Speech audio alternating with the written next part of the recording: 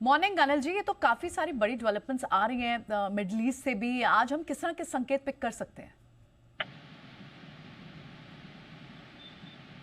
Anil ji, good ji morning. Good morning. Anil ji, आज किस तरह के संकेत हम पिक कर सकते हैं, क्योंकि मिडल ईस्ट से काफी राहत की खबरें आ रही हैं। Good morning Priyanka. देखिए, पूरी रात भर मतलब गजब का ड्रामा चला है। क्या क्या नहीं हुआ है आप ये देखिए। पहले अमेरिका ने घोषणा की कि ईरान एक दो दिनों में हमला कर सकता है। एक दो दिनों की छोड़िए, एक दो घंटे में ही वो हमला हो गया।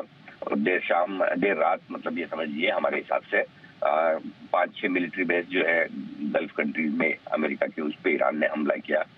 हमला करने के बावजूद कच्चा तेल तुरंत ही गिर गया। $77-78 से $74 पर आ गया। वो इस वजह से कि भाई जो हमला किया उसमें ईरान का इरादा ये है कि वो तेल ठिकानों पर या स्टेट ऑफ हॉर्मुज को नुकसान नहीं पहुंचाना चाहता है। क्योंकि देखिए वो करने पे ऐसा हो जाता है कि आपके सारे जो पड़ोसी देश है गल्फ कंट्रीज, उनकी तो पूरी इकोनॉमी ऑयल पर है, और अगर आप उनको नुकसान पहुंचाएंगे तो वो आपके दुश्मन हो जाएंगे।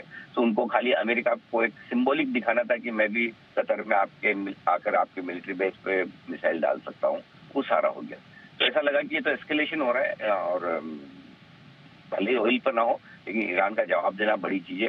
लेकिन ये देखिए सुबह सुबह फिर ट्रम्प साहब की तरफ से अनाउंसमेंट आ गया कि सीज फायर हो रहा है। तो मेरे ख्याल से बहुत सारी चीजें हुई, लेकिन वो कहते हैं कि अंत भला तो सब भला। तो अब फाइनली जो हुआ है वो ये कि सीज फायर है, और कंडीशनल सीज फायर है। लेकिन कंडीशनल तो दोनों की ऐसी है, इजराइल हो या ईरान की, उन्हें सीज फायर तो करना ही है। बस कौन करवाए और कौन कैसे हो वही वाली बात की। तो मुझे लगता है कि ओवरऑल ये एक अच्छी राहत वाली खबर है कि फाइनली थोड़ा सा युद्ध विराम होता हुआ नजर आ रहा है। बाकी तो फैक्टर ठीक है, हमारे बाजार तो बढ़िया है, फर्स्ट क्लास है।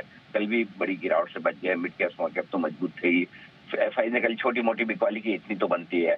बाकी बाकी लोकल फंड्स की तरफ से तो अच्छी खरीदारी आई रही है।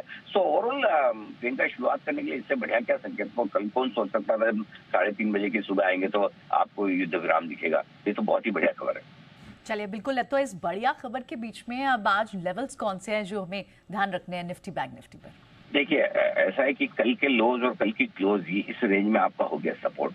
24,825, 24,975 अब आपके लिए करेगा सपोर्ट का काम, और ये जल्दी से टूटने वाला है नहीं। ऊपर में वही है 25,225 के आसपास का जो हाई बना है। एक बार आखिरी बाधा वहीं बची हुई है, 25,125 से लेकर 25,225 की रेंज, ये आपके लिए रुकावट का काम करेगी।